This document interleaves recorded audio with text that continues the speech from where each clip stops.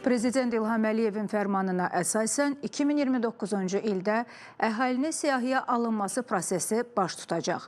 Bu prosesə hazırlıq və onun keçirilməsi ilə bağlı mərkəzi və yerli icra hakimiyyəti orqanlarının idarə, müəssisə və təşkilatların fəaliyyətinin əlaqələndirilməsi məqsədi ilə mərkəzi komissiya yaradılacaq. Bu barədə bugün Nazirlər Kabinetində keçirilən iclasda məlumat verilib.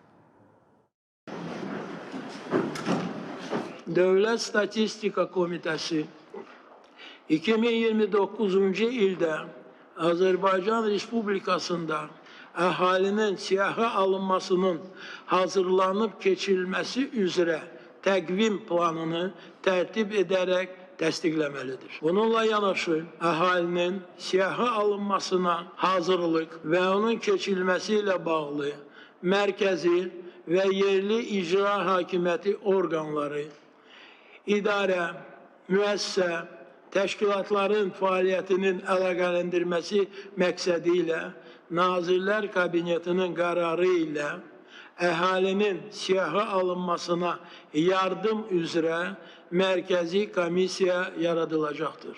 Komissiyanın sədri qismində tərəfimdən Baş nazirin müavini Samir Şərifov müəyyən edilmişdir. Aidiyyəti qurumlar komissiyanın tərkibinin formalaşması üçün rəhbərin müavini səviyyəsində namizədlərini 10 gün müddətində komissiyaya təqdim etməlidirlər.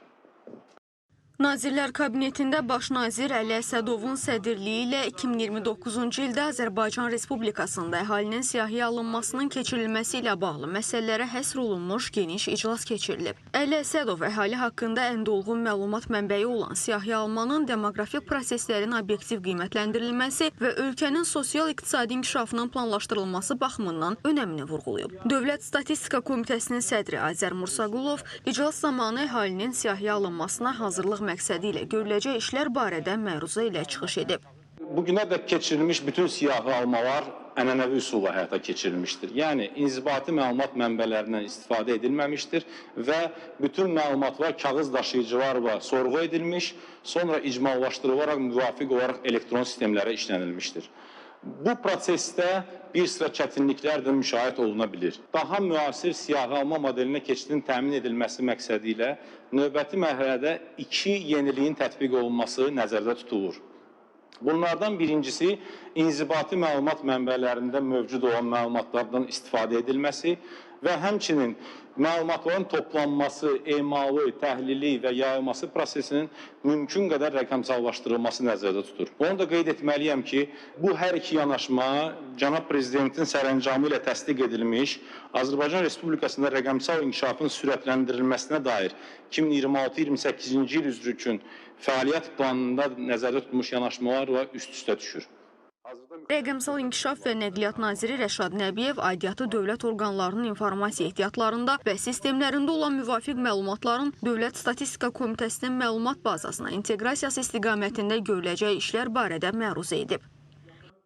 Hazırda müxtəlif dövlət qurumlarında məlumatlar fərqli standartlarla toplanır. Bu da bazalarda data çirkliyinə, təkrarçılığa və müəyyən uyğunsuzluğa yol açır. Reyestr əsaslı yanaşmanın ən böyük çağırışı isə vətəndaşın qeydiyyatda olduğu ünvana faktiki yaşadığı ünvan arasındakı fərqdir. Buna görə də vahid ünvan reyestrinin coğrafi məlumat sistemləri əsasında dürüstləşdirilməsi zərurəti yaranmışdır. Digər tərəfdən, məlumatların dövlət informasiya sistemlərində artıq mövcud olduğu halda yenidən geniş miqyaslı sorğulara toplanması əlavə maliyyə və vaxt itkisidir. Əsas hədəfimiz məlumatların bir dəfə toplanması və səlahiyyətli qurumlar tərəfində təhlükəsiz təkrar istifadəsini təmin edən tam inteqrasiya olunmuş modelə keçidin baş tutmasıdır.